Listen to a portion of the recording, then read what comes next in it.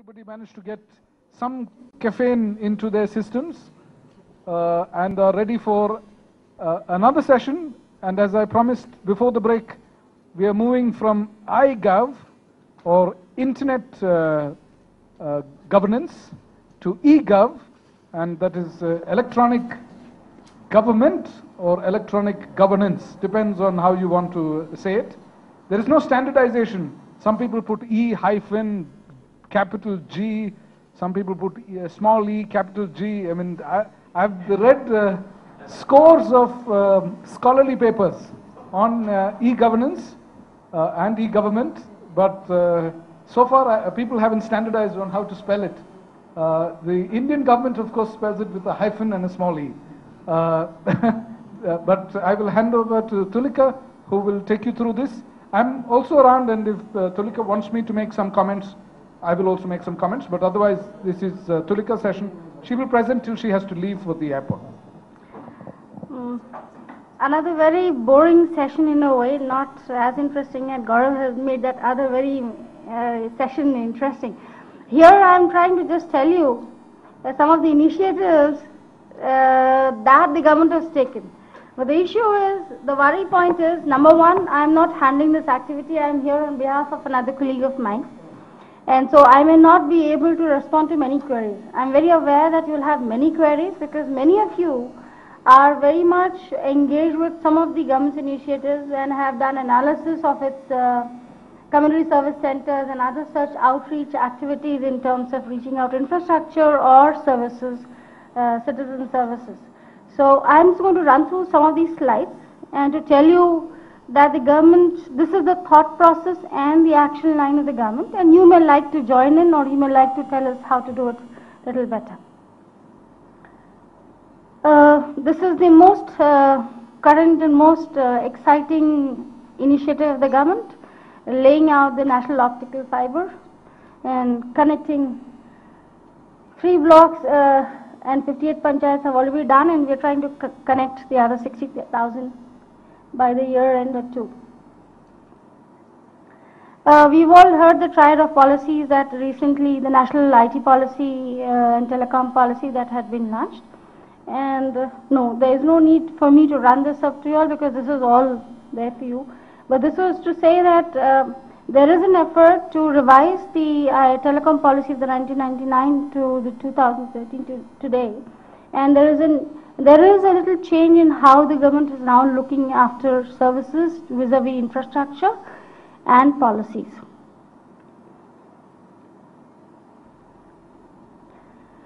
This will interest many of you because this is in response to many agencies saying that much of the information in databases that is with the government is not accessible to many of us, and that information is usable for further development, for development of services and applications that public at large could benefit from.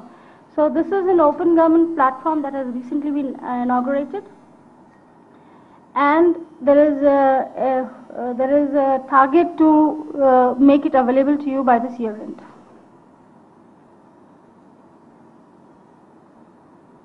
We already have a, yes please. Sorry, yeah, please. Just a comment.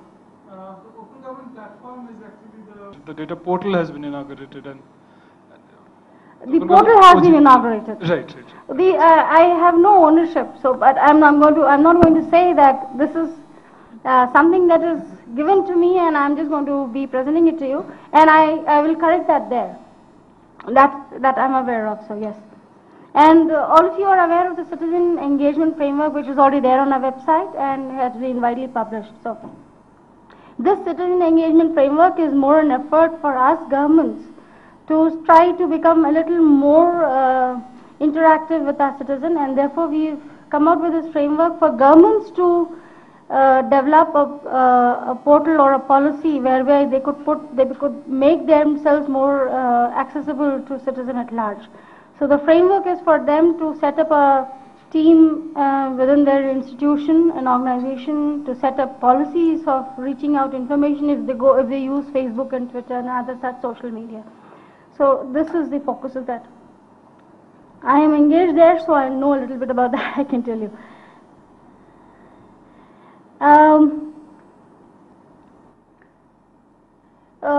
have dedicated project teams. Of course, we all know about mission mode projects of the national e-governance under the national e-governance plan. So like I was mentioning earlier, there's a focus on services which are across the counter, the transactions that are secure online, and there is a delivery specific number 166 that we have taken as the number through which you can access information. So this is a non-emergency number that the department has taken as a slot. The important, I have already mentioned the mission mode project. The important new initiative here recently is the quick replication framework, wherein we are trying to say that the data centers or the clouds that we are now establishing would identify successful implementations and make it available on the cloud for others to take it up and replicate in their respective. So these models would be easily replicable by them. So this is called a rapid replication initiative. And the key applications that have been identified and standardized and have also been scaled up on the cloud are the e-pass, e-hospital, and other such initiatives. And we also have set up a mobile app store and a government app store for applications to be made available at large.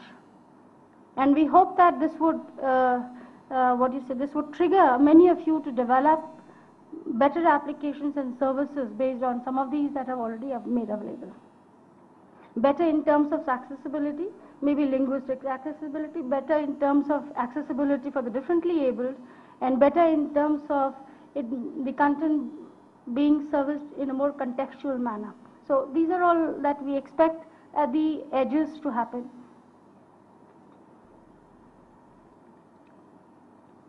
I think we needn't, these are just the initiatives and what we propose to do in the future.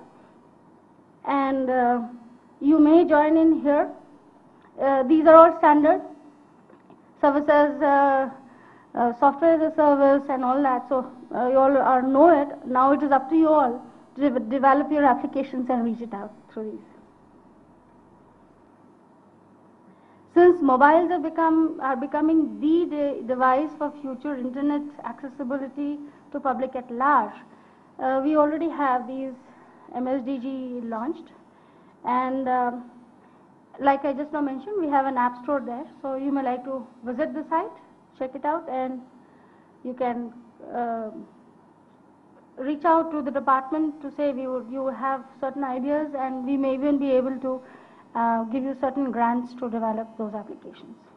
Like I mentioned, the short code 166 has been obtained here, and that will be nationally available for all non-emergency but public. So whatever citizen services we are offering under the National E-Governance Plan, our effort is to be able to be available to you all for any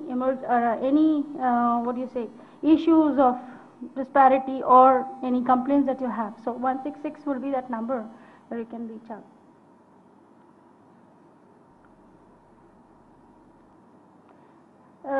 Just to say that something has happened. So we have at least 308 departments which have been integrated to the 166, and we have received SMSs and sent SMSs to a large number. So we have put in that figure here. But that is just to say that the government does not always not work. It does work, and there are some of its initiatives which are getting responses, especially from the rural areas.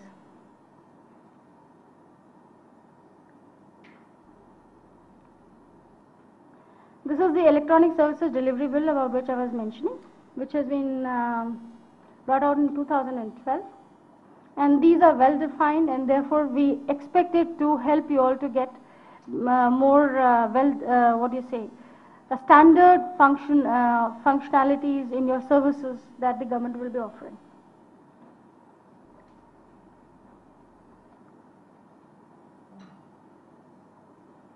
This is interesting. We are trying to work on ourselves.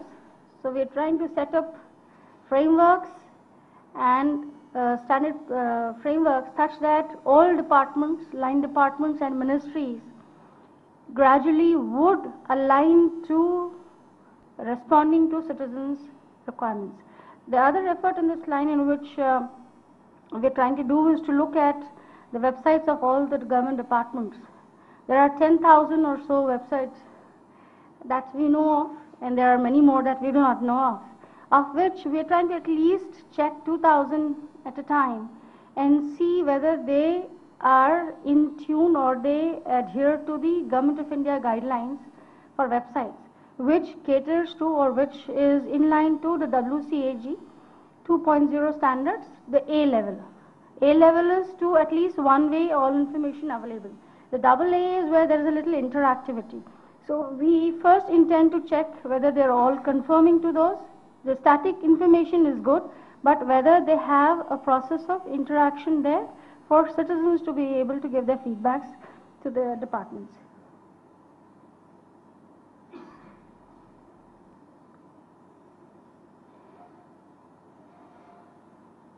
These are certain, if you look at these, you will get a little heartened up because we are intending to make these mandatory for all departments, and therefore there is an intent for a better or faster or more active role of the citizen in engagement with the government. Okay, we also did a very recent work. I was talking about us analyzing our website. This is to also look at India's positioning in the international readiness indexes, the Global ICT Index and E-Readiness Index. And we are seeing that India was earlier at position 74 5 years back, and today we are 124 in the ICT Readiness Index. And therefore we had a discussion with many ministries. We invited them over and we discussed as to why we have lost a position. We have made an analysis of how these people do these reports, how they do the analysis. We have been informed that most of the information that they collect from a country is through websites. And since Indian websites do not have statistics, do not have the latest information there, we are losing out on that. Not just that, they also have done certain studies and they go down to our state level websites also, wherein many times they are not seeing us having an interactive website, AA level, AA of the WCAG. But on the other hand, we have to inform that our initiatives of reaching out e-passports and others have not been taken note of by them. So they are also doing both the ways. So the issue today again is for the governments to see that at least their information is well represented on their website and portals.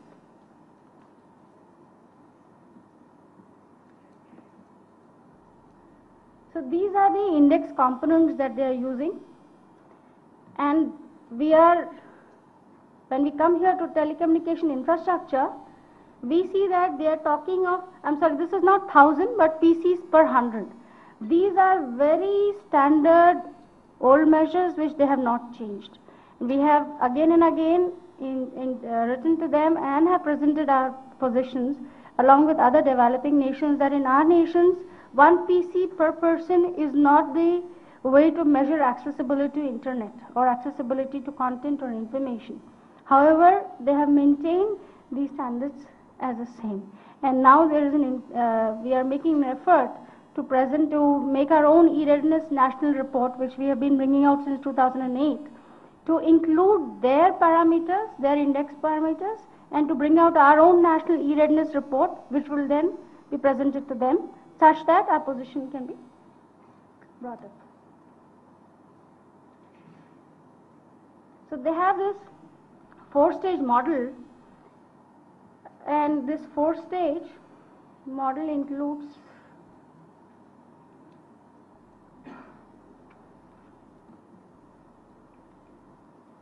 one is emerging presence.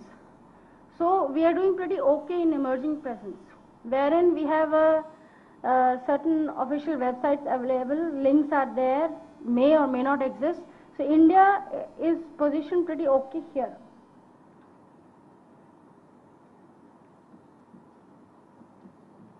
But when it comes to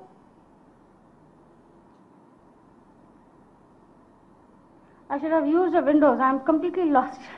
And I really need somebody to help me with this. The second is enhanced presence, wherein we are expected to have sitemaps on our website. We are expected to have a large section of our public policy documents on our website. They can remain unidirectional. Even here, some of our Government of India websites are pretty okay. But when it comes to the transactional presence, here we are yet to improve our portals and sites a lot.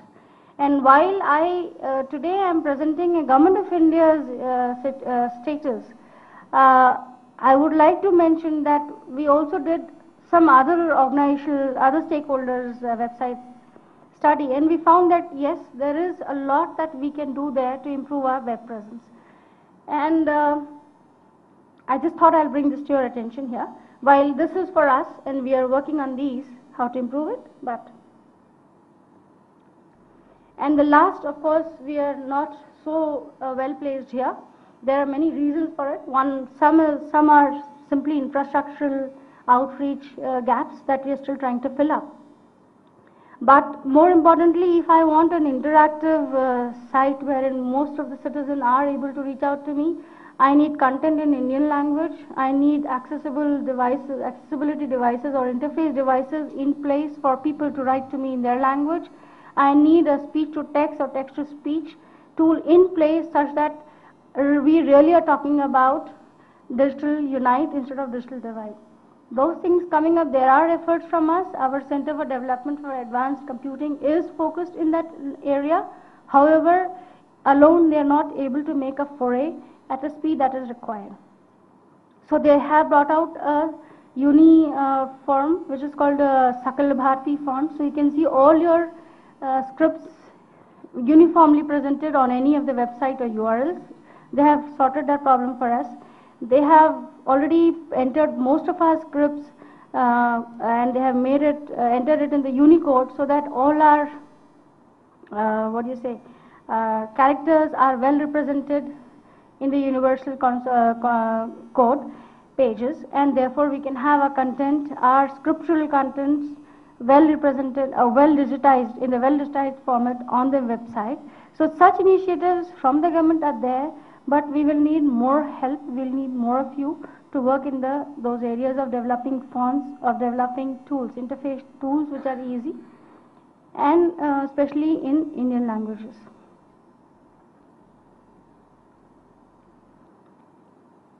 I will want to stop here because I only wanted to sort of reach out to you to tell you the gaps that we at the government are feeling and want you all to partner us with on those aspects.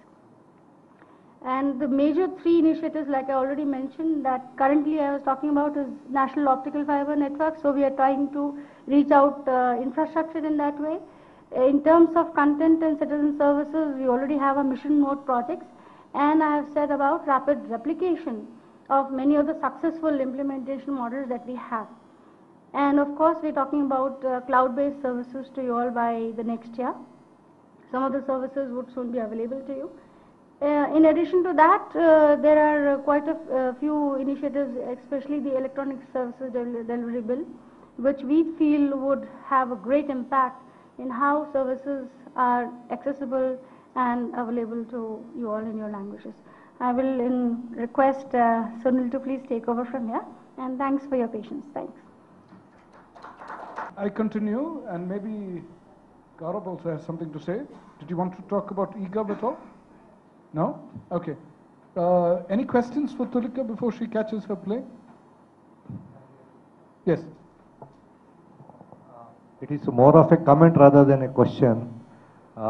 Government of India has notified Unicode as the standard in 2009. And, but I find very few government websites are still sticking to Unicode, especially in Karnataka and Kannada. 2012 was the time when the Kannada government notified as Unicode as the standard for Kannada. But the sad part is that forget about Unicode. only 7% of Karnataka government websites are having actually Kannada on the website. Out of that, maybe even less than 1% is in Unicode. Like I mentioned just now, our effort is to, what we're doing is now we are holding regular review meetings at the secretary level. Because earlier we had these Government of India guidelines which were available, they were not made mandatory but were told to be followed up, and the entire efforts were from the Cabinet Secretariat itself. So we had regular follow-up from their end. However, yes, the result is not the best result, but I would also like to bring to your notice that there are certain very good websites today. Some of the departments have come out and done excellently well. If you see, the Ministry of External Affairs are available to you also through social media network. You have Delhi Traffic Police who are available to you also through social media network. And the Ministry of Social Justice and Empowerment have a very good, very web accessible website. They are mapping up to the level AA of the WCAG, the consortium, the W3C standards. So yes, the efforts need to be put in a little more. And while we have a National Informatics Center who's offering all help to these departments, but we do not want to tie and set a standard format for all government departments to have the same parameters. We can only give them guidelines, which we have done. And now we can have partners in all of you to help them develop the website, because we're not telling them that they cannot go to you and get the website done. We're only telling them these are the standards and these are the 115 parameters that your website should respond to become a accessible website. So we've done all of that, and we are holding regular meetings and training for the professionals. In addition to that, yes, we need your help. We cannot handhold and start doing their work for them. There is that issue. It's sort of related, but I heard the word, it's not mandatory, but if the Department of Electronics is funding some of these efforts, yes.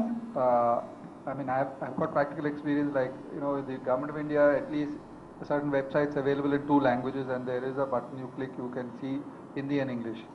Now, in the Government of Andhra Pradesh, many departments which actually their information relates to 98% of the people who don't know English, their websites are in English. Now, can it be made mandatory or some kind of legislation to say that when you're spending so much money and so much effort, the first language of the website should be the language of the state, and the second one should be English? By an understanding, that is true. What you said is what is expected. The first language is the language of the state, and the second can be Hindi or English, whichever the state prefers. We have our National Informatics Center people placed in all of these administrative departments, but that doesn't seem to have done the good job. So today, while we are trying to see how further we can help them, we intend to offer them these services, maybe fund support, to say you need to focus on your department's website. Please put in a team there of a web information manager, give us the name and contact of that person, and we will try to help him to develop the website to that level through the help of NIC.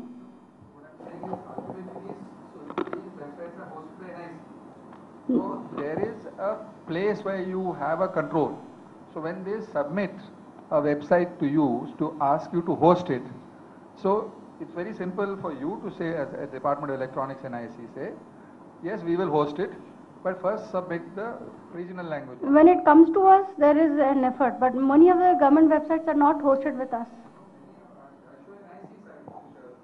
Yeah, NIC, we've already given them, they already are now responding to this demand. That actually, I'm happy that I'm here after that, because last week our secretary had taken a big meeting and he has implied that if today's world is an IT connected world, this is the first phase of any department. And we have further implied that every department and ministry should have a joint secretary level officer made responsible for the website of that particular department. And I am sure in another few months' time you will see a difference here. At the state level, we had a big fight, because the question is, Should I bind any any and every department to do a certain thing? They will have to be given an independent way of presenting themselves. I would not be able to, other than offering services, which we are doing through NIC. NIC is ready to offer these services for free. There is taxpayers' money involved, and you are hosting it free. So it's obviously when somebody is using another service provider to host it, there is one, loss of taxpayers' money. Two, there must be also an extra amount changed, because there is an option here. The government of India has spent so much money creating that. So you should actually not say that you are not permitted to host your site anywhere else unless you have legislative sanction of your local assembly, because when there's zero cost, why should you be spending? That is micromanaging, which I do not think at center we would like to do. However, I also have certain very good examples which are not hosted with NIC. Government of Gujarat's website, Government of Goa's website, go there. They are not they are not hosted. they have been developed by somebody else. Some people hold the exact opposite opinion. So some people believe that we need competition in that space. Yeah.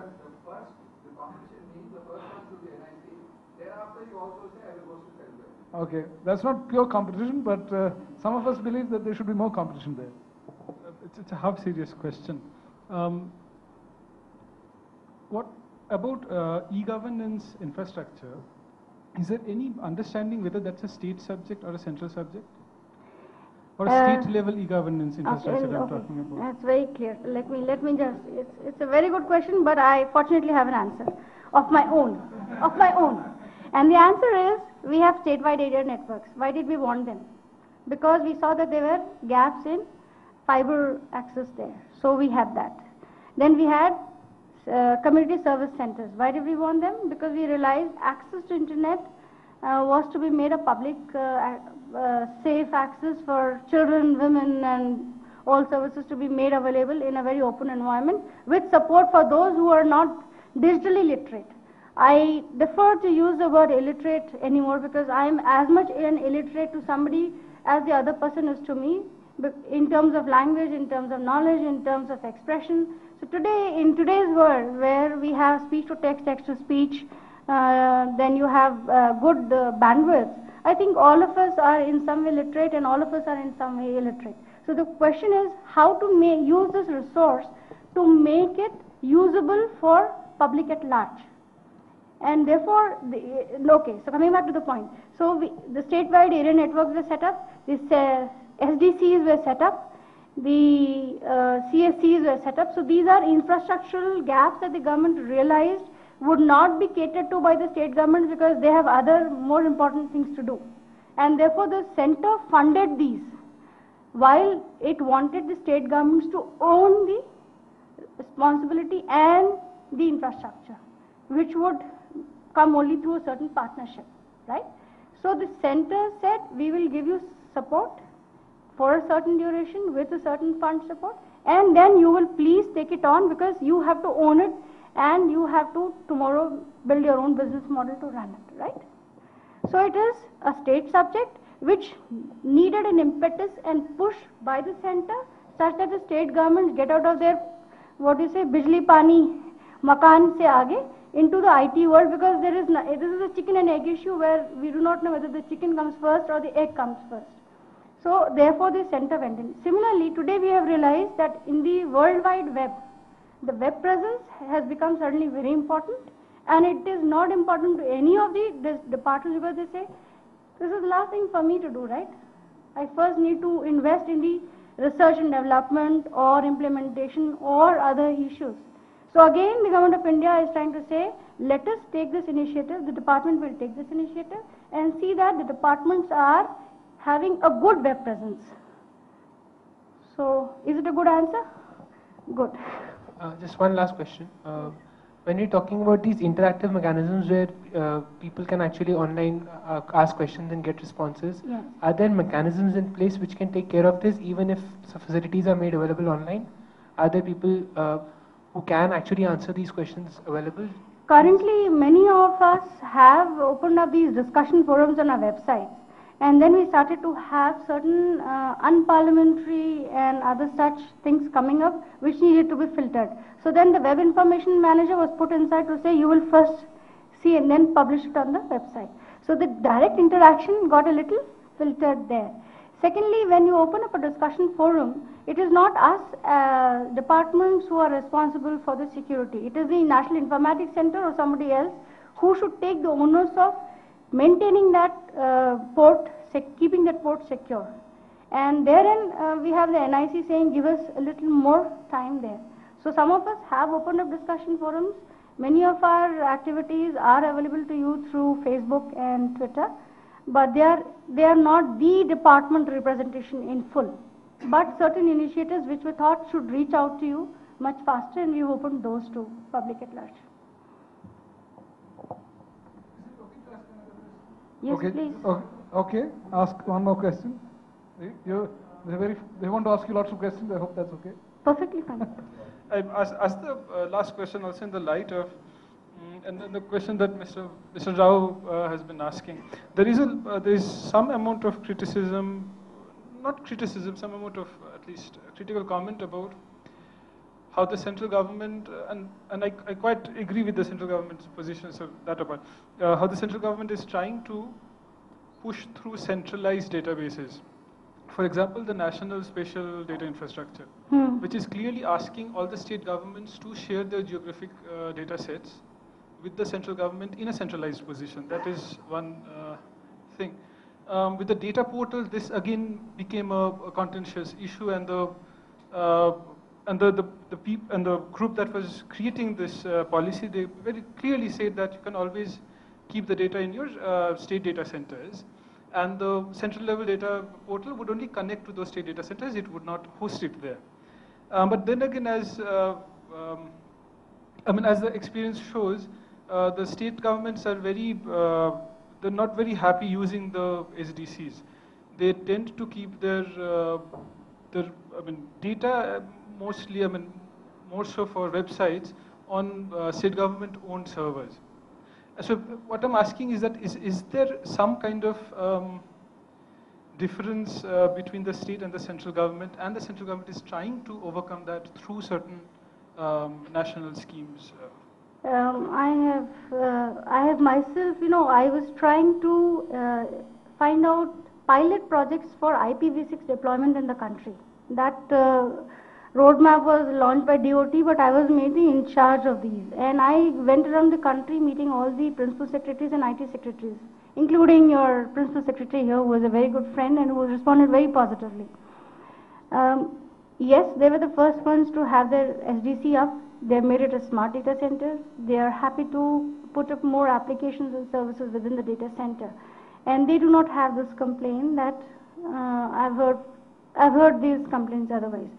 To this, I have to respond with another example, that in the age of while I'm doing the e-readiness assessment of the country to bring out a report for 11-12, this exercise we have made a 56-page questionnaire on usage, on environment, and on policies. And this questionnaire was not built just by this department. No. We had national workshops, and we had these secretaries participating in those workshops and giving us feedback as to what would entail them to bring that particular information above. So the questionnaire has become a very detailed, educative questionnaire, which has now allowed each of these states to start collating the information that they have at various departments and various formats into a standard format which will be digitally available and will help them to be able to analyze their progress in the time series and in the development series. What are the questions there? Whether they have a website, what kind of a website they have, where are their staff trained or not, what kind of policies are there, and what are the implemented, do they have a one window service? And they have agreed to all of this. They have agreed to even saying how many people were trained in IT skills in a particular year or within 2 years. So these questions have themselves been included by them by choice. And today when I will bring out the e-readiness report, if you look at the questionnaire, you'll be happy that that questionnaire today is available. The answer to many of the questionnaires, many of the may not come from Northeast, but they are the first states to have responded to the questionnaire. They said maybe we'll not come up to the top there. Then we have Gujarat and Karnataka fighting with us as to why they were put down later in the report. How come they dropped in their position? And so now we are talking about an absolute index. Earlier it was a relative index vis-a-vis other states, so positioning was different. Now we are giving them by their demand an absolute index so that they are able to compare their own performance and growth. So the question here is, it is not the center which is trying to control, but the center has been sort of pulled in to set up a certain standard or framework for data collation, storage and presentation for analysis and decision making, not just by the state but also for the center in the future. So this has become more of a tool for each one of us, for each one of you tomorrow, because these information, if they are available in such digitized format, it would be accessible to you much easily. And my only one request to all of you is always, the word criticism is positive, it is not negative. But when you criticize and also offer a solution, then only you have done your complete job. If just criticizing, it's a very incomplete job. And that means I myself am not prepared, but just tend to sort of view anything and everything cynically. So there is a difference between cynicism and criticism. I want criticism. Any government would want criticism, but would also want a solution or suggestion, a partnership. Somebody to reach out a hand saying, this would have also been done better this way or would have had a better result if this could be done in this fashion with certain case studies. So you're all welcome to join. So criticism is invited, but with suggestion and support. No questions?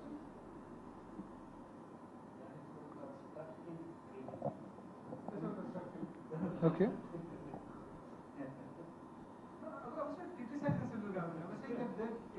No, I said you should, because you are the people who will be able to study in depth. When we sit in the center, we're sitting on the top cloud, and we are supposed to include everything and anything under our policy that we frame. So the policy actually is just a broad outline. The actual implementation, the actual field, the thing will come only from people who would then take those policies, implement them, and tell us where the gaps are.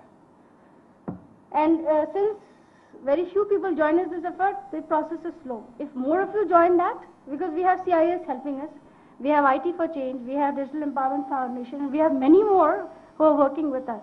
We want more of you to join us, because the initiators in the country, the population that we are, the linguistic diversity that we have, and the terrains that are so different. So not just policy, we need you for even infrastructural gap filling, even today. One more. And I said e-governance was not my field. Do you have funding for these developments of these websites and other stuff? We will you have fund. the guidelines. Standard is there, 2009 standard is there. We will soon start funding. That's what I said just now. Yeah. That our secretary will soon realize that we will have to again take this flag in our hand and start to. So that will come up. It is not yet there. Okay. But from what has happened in the past few weeks, it is expected that in the very near future we will take up some of the websites and through NIC get it developed and worked. Instead of doing it through NIC, what you can do, you can go for the college students, the MCA students. That idea, excellent idea, which has already been thrown at us. Yeah, you can go for any announcing competitions and other stuff. Yes. So they will come up with various type of good websites with standard, highly expected. That was given earlier too, and I accept it again. And thanks for offering that. Yes. Just in answer to that, something I know from somebody who is inside NIC, NIC actually gives out work. It's not that it does everything in-house. So NIC doesn't have that strength or wherewithal, so it is always Absolutely. So outsourced. it's always outsourced. There is always a tendering process. They also do a pre-tendering process just to have a list of people who might actually do the job if it comes. The problem is there isn't enough people who knows the government standards. So it's a problem that even big companies, let alone college students, and clearly no college student in India, no computer science student in India is taught the web standards according to Government of India. But those are easy to come. So that very easy to suggestion come, we right. have taken on actually. Sure. And what we're trying to do is to in-house them within NIC maybe in future and see if that is possible. And the other thing that I would like to bring forth here is NIC also through NICSI empanels web developers and web designers. So you're also invited to see if you would like to empanel yourselves there, and then you're on the panel and then you can just take up any website and do it for them. For that department per se, whichever department.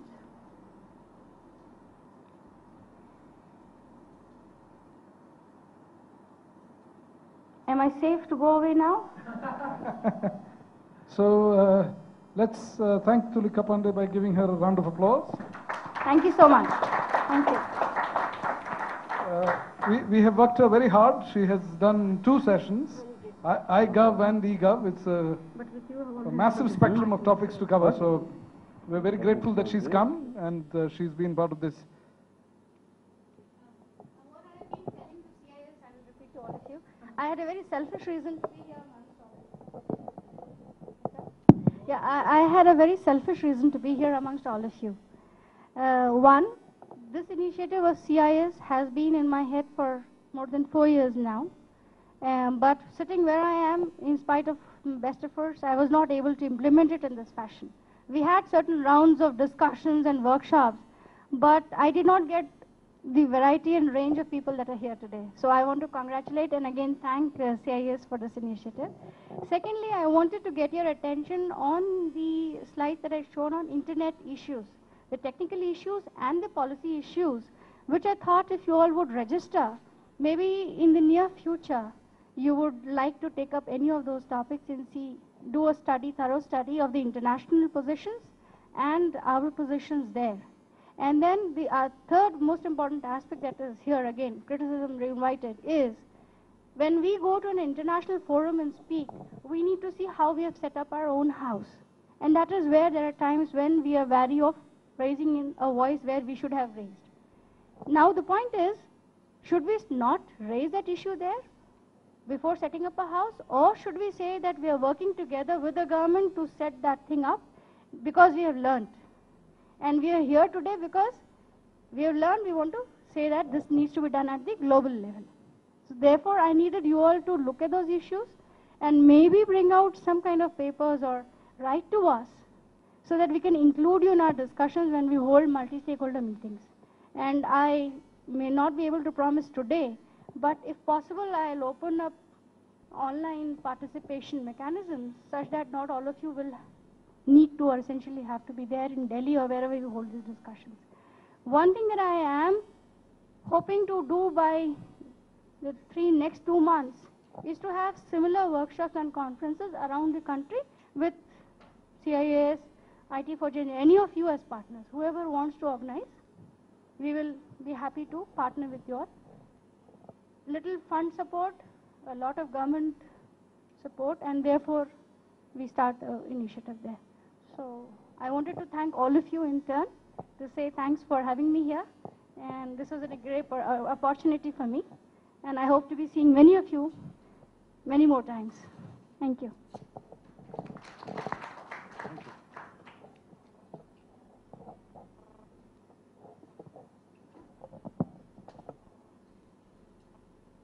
Little time, maybe 15 or 20 minutes. I'll try and let you go early because you've been working very hard. What I want to do is connect the eGov discussion to society. You've heard what the government is doing. This is the government opening the tap. But what happens when the water reaches the hand of the citizen? What happens at that step? I think we need to have some understanding. Both with eGov and with iGov, Gaurav and Tulik, I've told you how you can participate. Many of these institutions, many of these mechanisms depend on public consultation and input. So all of you can become part of that process. You can criticize from outside, but you can also provide feedback, commentary, input from inside through the actual channel that has been set up, whether it is ICANN, whether it is ISOC, whether it is the Indian government's multi-stakeholder advisory group. All of these have channels for input. Often they want you to come and serve on these committees. And she has also added something as icing on the cake, which is if you're interested in growing capacity in India, making sure there are more people that can do this type of thing, then she's willing to fund you to organize events where you train other people and get them familiarized with these issues. So that interface between internet governance and electronic governance and society is clear, that many of these phenomena today expect citizens to be actively engaged, expect citizens to know. They welcome criticism, they welcome input. The problem today is that they don't get enough of it. But there are other ways to look at the society e-government question. I won't do the iGov, I'll just do e-gov and society. So I'll start with stories. I usually work only with stories. I'm in engineering school. I'm in the second year of engineering, and my father bought me a computer, and I'm doing various things with my computer to earn pocket money, because as an engineering student in Bangalore, you're expected to consume large amounts of beer, and beer costs money. So I was using my computer that my father gave me to generate money, mostly doing desktop publishing. But suddenly there was an opportunity one day. Some vendor in Bangalore came to me with a database, and this is the database that is connected to the election cards. And the vendor told me that if you do data entry of the records into the database, there are manual forms that have been prepared. You have to data enter and put that information into a spreadsheet, I think it was at that point in time. We will give you 2 rupees or 3 rupees per record, yeah, of data entry required for the election cards. This is the job, yep. But I'm not getting it from the government. I'm not getting the job as part of, because I participated in some tender. I'm getting the job from some other vendor in the value chain. I don't know whether that vendor has a direct relationship with the government or whether it is outsourced several times over. So the first day, I typed very seriously, very carefully, every single comma, full stop, capital A, small c, etc. I typed very, very carefully. And I get paid for the work on the first day. Then on the second day, I introduced 2 mistakes on purpose. I want to check if they are checking. And then I get the payment. Nobody has found the 2 errors that I've introduced. From day 3, I'm typing absolute rubbish. So many of you who have the wrong gender, the wrong age, the wrong spelling on your election ID card, I am the person who is responsible for that. I didn't do millions, but I did thousands.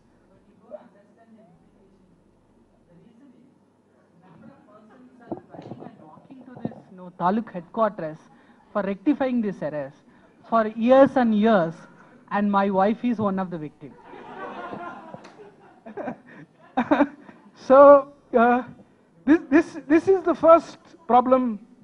This is the first problem with eGov.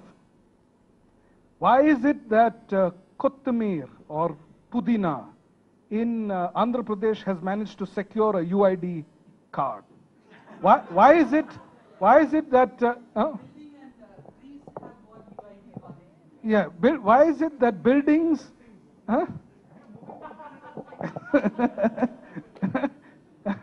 no, so why is it that this happens?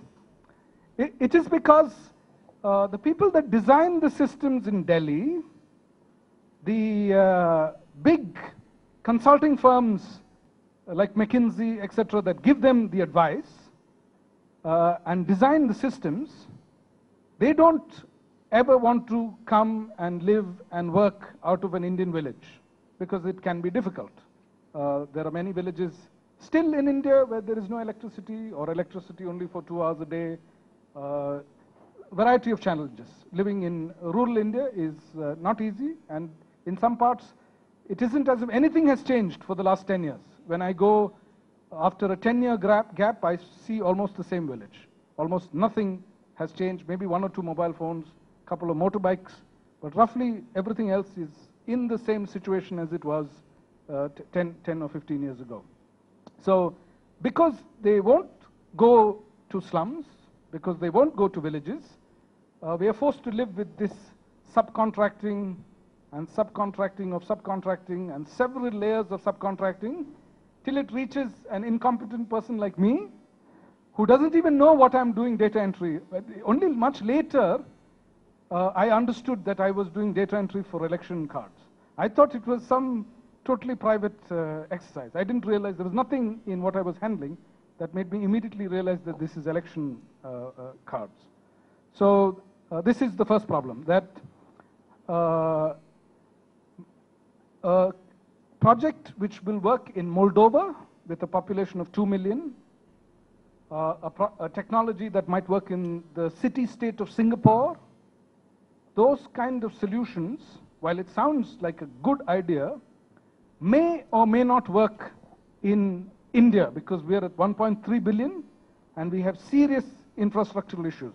So everything has to be thought through a lot more carefully because anything that can go wrong will go wrong, and every time you make a foolproof system, God invents a new type of fool who can be fooled by that system as well, right? So this is the trouble that we face. So that's the first point I want you to think about.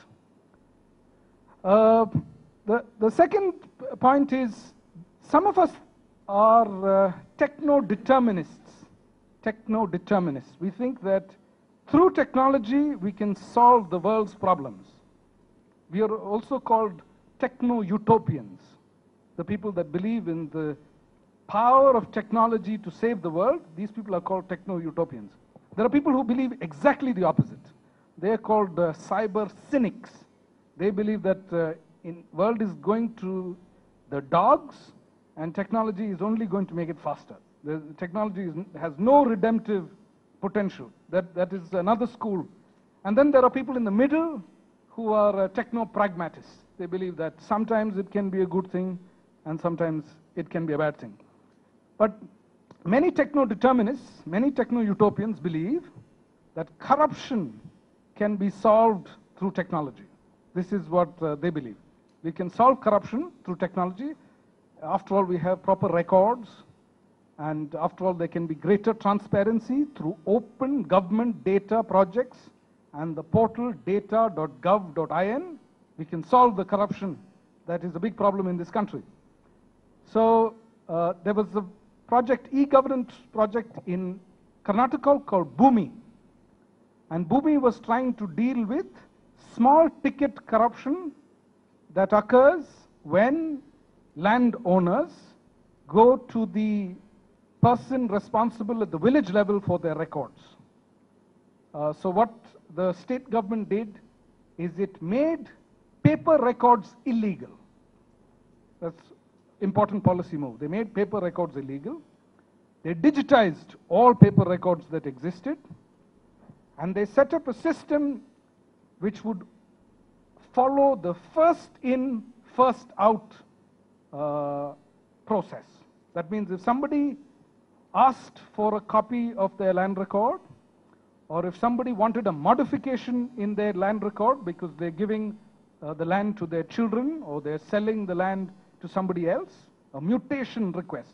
This was called a mutation request. Then that request will be logged. And once it's logged, if the person asks for a bribe, anybody in the system asks for a bribe, then they will try and change the order in which they are processing the files.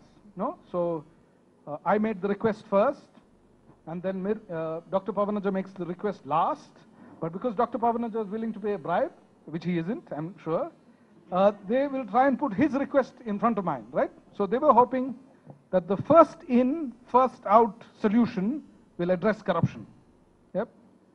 So we have a new generation of technology trying to address the current form of corruption in Karnataka. So what happens when corruption is faced with a new generation of technology? We get a new type of corruption. So the first type was simple to understand what they did. They wouldn't even let you get into the system. So the bribe is taken. If they want to take a bribe, they take a bribe even before it is data entered. And once your data entered, then you're first in, first out. That's fine. But the bribe is before you get to the data entry stage. Yeah, so that's the first. That was a simple innovation. They should have tracked that quite simply. The second, people who were watching a new type of corruption, which didn't exist before, emerged. People started to watch all the land parcels in an area to see if people are paying property tax on time.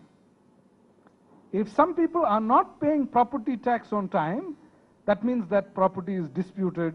That means the person who owns the property is dead, and therefore nobody knows who should be paying property tax for it, etc. So they started to land grab those properties. So you have a much more sophisticated use of the database. People that could understand and did know what that data meant were able to take full advantage of that data. So a new form of corruption, which doesn't mean that you should give up, which means you now need the technology version 2 to deal with the new corruption that has emerged, right? You need to have a way in which properties for which tax is not being paid is watched more carefully to see if anybody is trying to grab those properties, etc. So I'm not a cyber cynic. I believe in the constant war between the brilliant capacity of human society and technological possibilities. I mean, we have to constantly innovate in that space. Let's move on to another project, which is the UID project. Cobra Posts. Huh? So the Cobra Post, the latest Cobra Post expose. Do you want to explain? Do you want to explain what it is?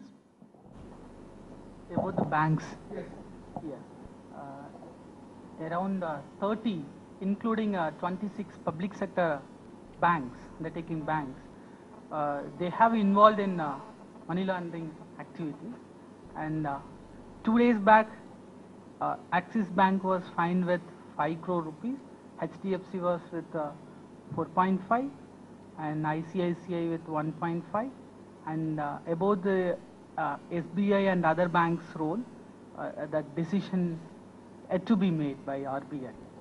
But it was revealed in the month of January itself. So Cobra released it, I think, January or February. March. But in the meantime, I came to know about this. But I know LIC is also involved in this one. That's the main one. And it's not safe to make any investment in SBI or any bank. Even in LIC, you will not get any return, because LIC needs to have a policy. So if you have more money than you know what to do with it, and you want to launder your money, you want to change the color of your money, then you just have to go to most of the banks, private sector banks, public sector banks, even big banks like ICICI, and then you ask them to show you the money laundering brochure, and they have a set of products which they will, services, where they help you wash your money, where they help you hide the money from the government. All of this is a very sophisticated operation. So what happens when banks are asked to shut down Benami accounts using UID? What the government will say, which already the government has started. Many of you who have Indian bank accounts, you must have got a message from your bank which says, please give us your UID number because we want to let you take the benefit of government subsidies and welfare measures, entitlements. But even if you are not interested in those things, soon to block this black money, money laundering system, all the banks are going to insist. This is soon going to become mandatory. It will slowly become. Otherwise, how will it? The problem is some of us have decided not to take UID. If that is the case, no, especially me. So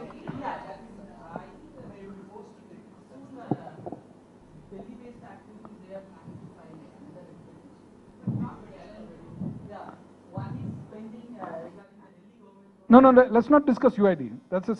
We are discussing if the e-governance mechanism by the tax authority, what their proposal is, we will get everybody's bank accounts and we will map it onto a UID. And after we map it to a UID, all the Benami accounts will be exposed. This is what the Income Tax Department says. Will they succeed or will they fail? And why will they succeed and why will they fail? That is the outsourcing problem. The outsourcing problem might end up with Pudina having a bank account, but then Pudina can't go to the bank and open. Pudina can't go to the bank and open the account, no, because the manager will say, "Who the hell is Pudina?" Right?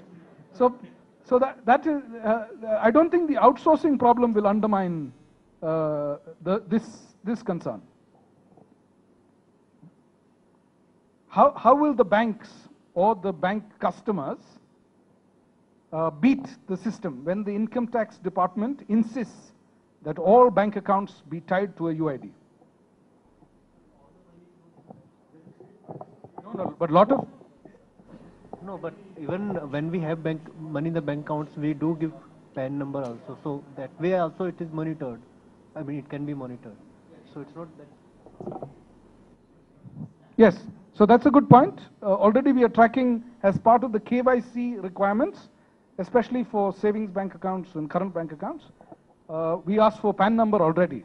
Yeah. So already there is one way, but they're hoping that the UID number will be one more layer. So I think the response here is when you have one measure, it might be better to fix that measure properly. No, maybe better to get the PAN card mapping. The bank wants to hold your black money. So the bank has a vested interest in the creation of the fraud. So they will help you defraud the system. So suppose we are using biometrics at the border. US border has biometrics. Indian border doesn't have biometrics. Why does the biometrics work? Because there is a biometric machine, there is the immigration officer, and there is the person who wants to enter USA. All the three things are under surveillance. So people are watching what is happening. If the immigration officer is trying some tricks with Fevicol and wax, you can make fake fingerprints, which Bernadette might teach you if you have the time. So then they will be able to catch it, because both the people involved in the use of the technology are being monitored. But tomorrow, opening a bank account, you will be doing behind a closed door within a bank. And the bank is equally interested in the crime that you want to commit. The bank is actually abetting you, as the Cobra Post scandal has revealed. So the bank will go out of its way to make sure that the fake fingerprint or the fake UID is generated, etc. So just because it is very complex technology doesn't mean that it is the right technology. When you pass the love note to the object of your affection, then you don't want anybody who is doing the passing to read the note. You want the communication to be confidential, right? So I make a simple encryption scheme, okay? So I replace I with J, the IJ, right? And the next alphabet, basically L, M, O-P, V-X, right? E-F, and so on. The not easy part